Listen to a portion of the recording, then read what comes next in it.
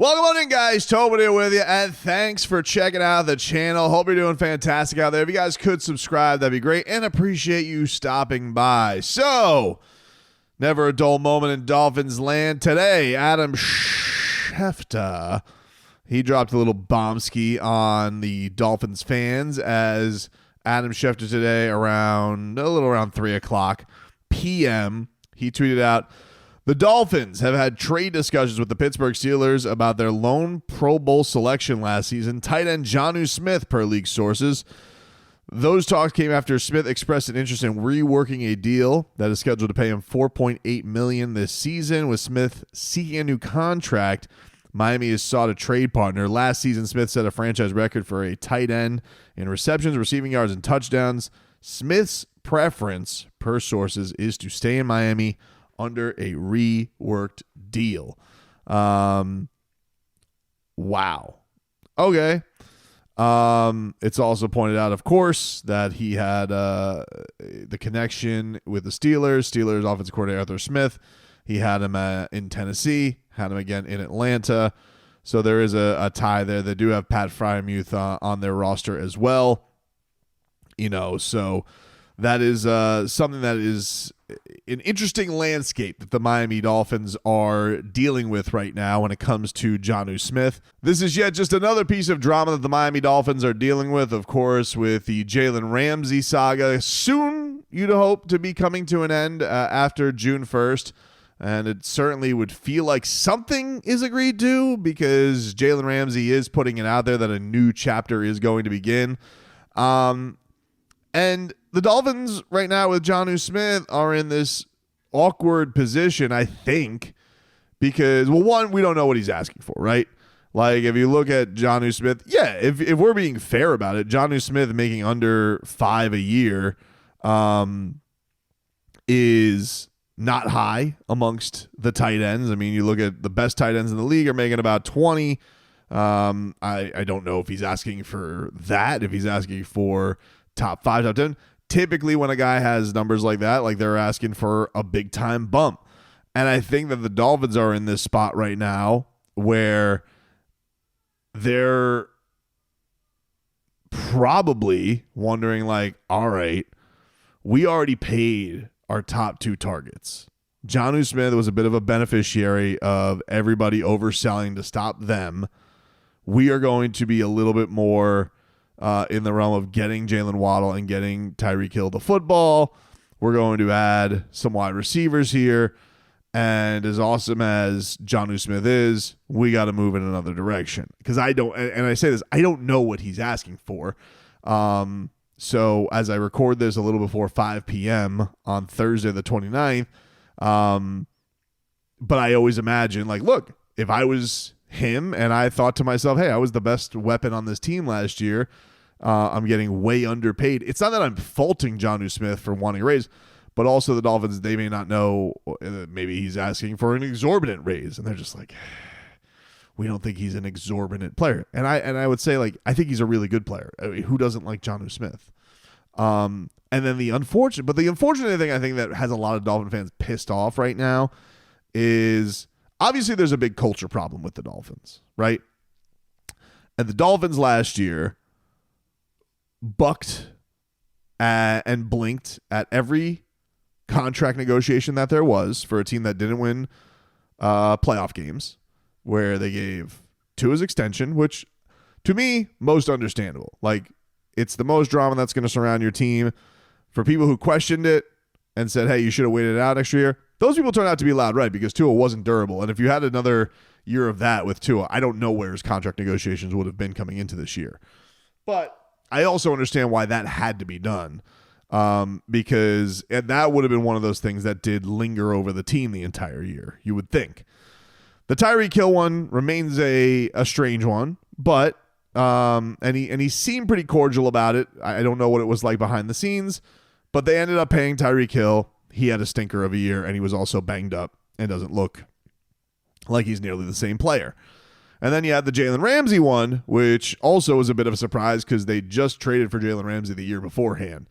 And now one of those guys is going to be out, and the other one they can't really trade because they're kind of up against it. He's a guy with a lot of baggage, and everybody knows it. And so the Dolphins, we could say, with them not adjusting to his contract this year and going into this off season, that kind of felt like a bit of a punt on the window.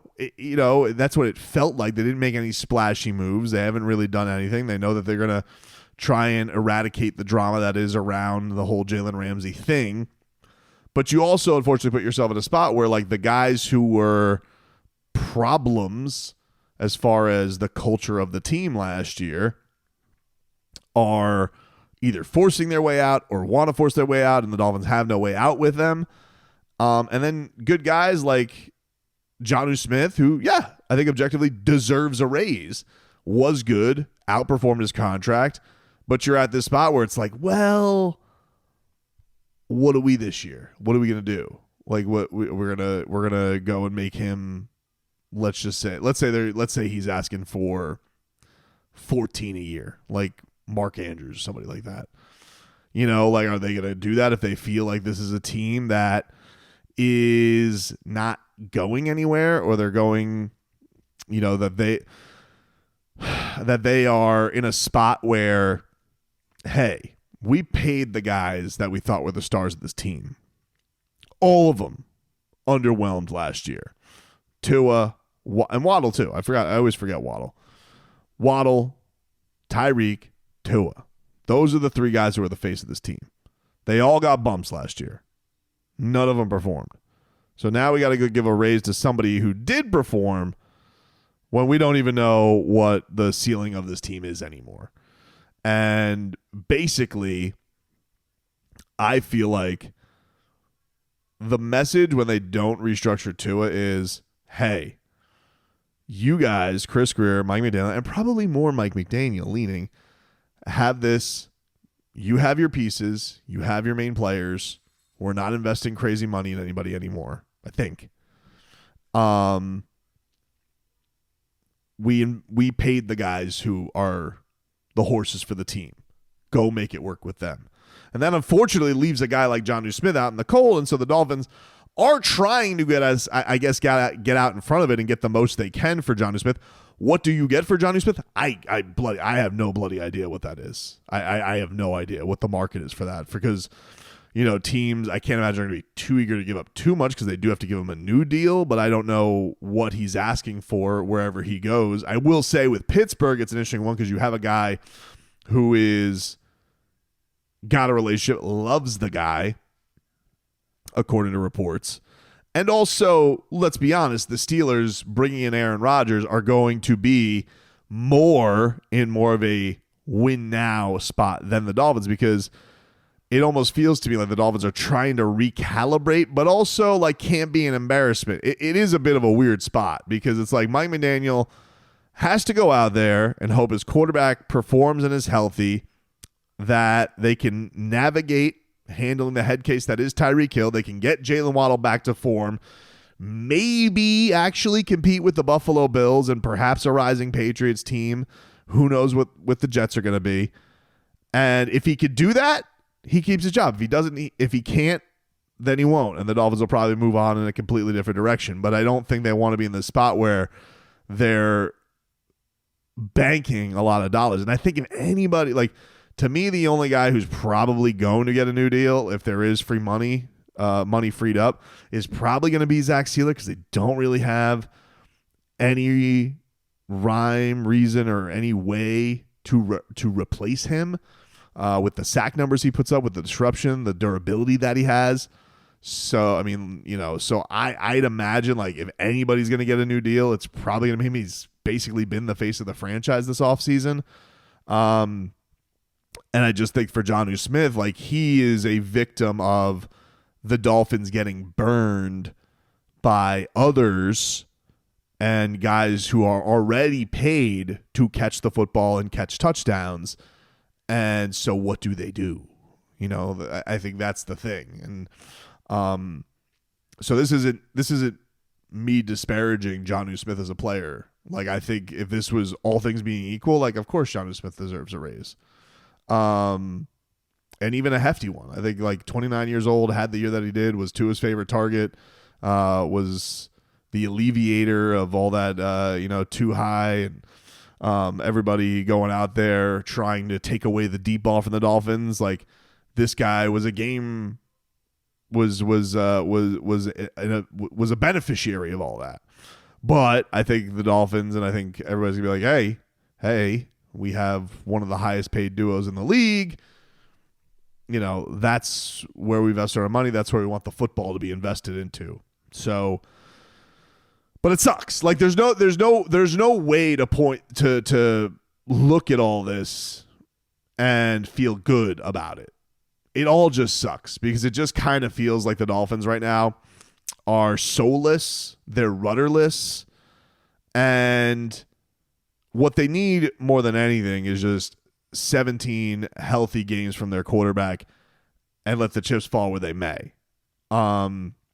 Because, are the Dolphins any more of a lost cause?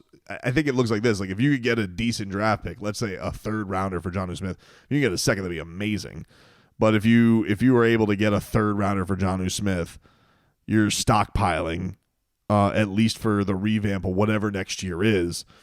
And you can't trade Tyreek Hill because of all the baggage that he has on him right now. So they're trying to do this rehab assignment on him almost where, he's saying, I'm going to church, I'm going to therapy, I'm aiming for 2K again, doing all the things and saying all the right things that you'd want to hear. But unfortunately, in a spot like this, like, yes, someone's going to be left out in the cold. And we've already kind of seen this with the Dolphins with Mike Gesicki, right? Like, and look, Mike never fit into McDaniel's system the way Jonnu did. So I don't want to go a complete apples for apples because Jonnu was more productive than Mike Gesicki was. But Mike Gesicki did just get a nice, like, if you look at Mike Gesicki just got a nice little bump from a good season with the Cincinnati Bengals. And so if I was Jonnu Smith and I was looking here and I'm like, okay, I'm making half the money that Mike Gesicki did, from his season last year. Mike Gesicki last year, 665 yards, 2 touchdowns. Like, he dwarfed those numbers. So if you're him, you're looking at that and like, yeah, man, how am I not getting a little sweetener? But man, I mean, it's tough not to just feel like everything around them has rotted right now. And I don't know how it could get fixed other than just going and having a good season. Like, last year, everybody came out with their hands out, and the Dolphins, to their credit, they ponied up. The Dolphins players and the results,